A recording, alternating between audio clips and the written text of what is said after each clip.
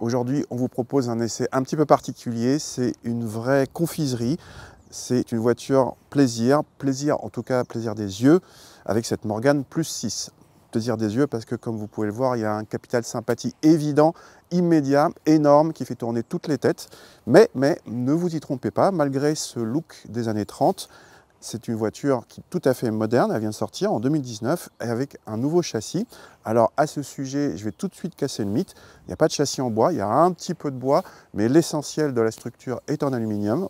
Alors cette Plus 6, elle remplace à la fois le modèle Roadster et le modèle Plus 8, plus ou moins en tout cas en termes de performance.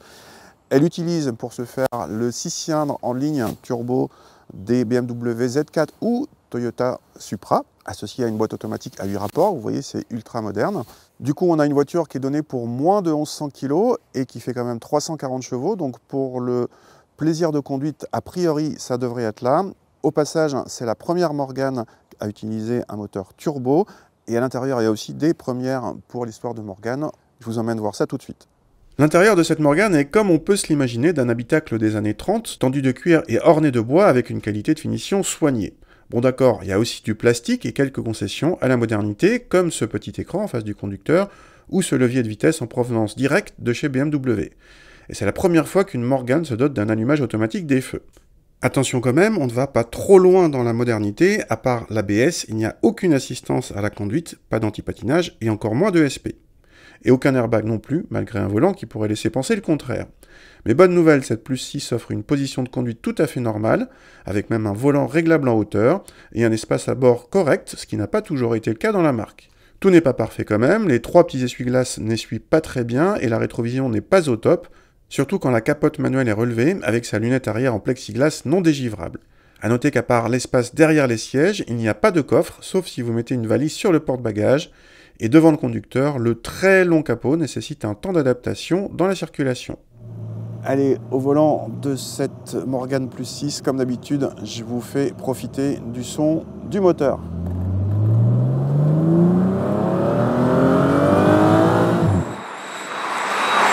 Vous voyez, c'est un petit peu feutré, c'est pas très démonstratif. Bon, dommage.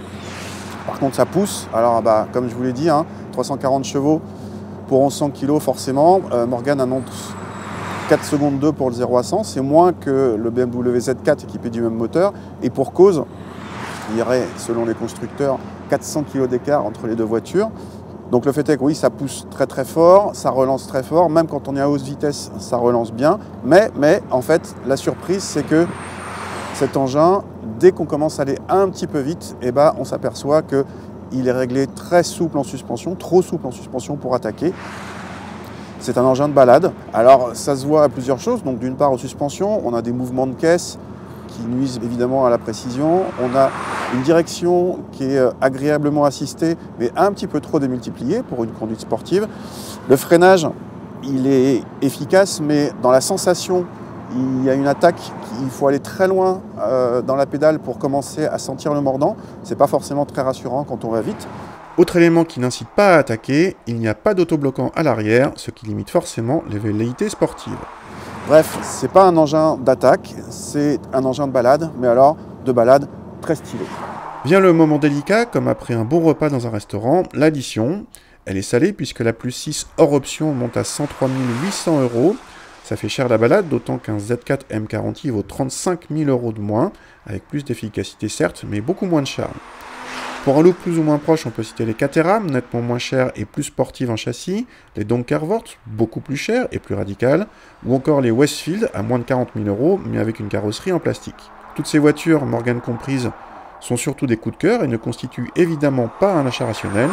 Mais si c'est surtout le look qui vous attire, la nouvelle Morgane Plus 4, qui devait être présentée à Genève et qui utilise la même plateforme que notre Plus 6, a autant de charme, coûte 20 000 € de moins et monte quand même à 258 chevaux, ce qui est largement suffisant pour une balade.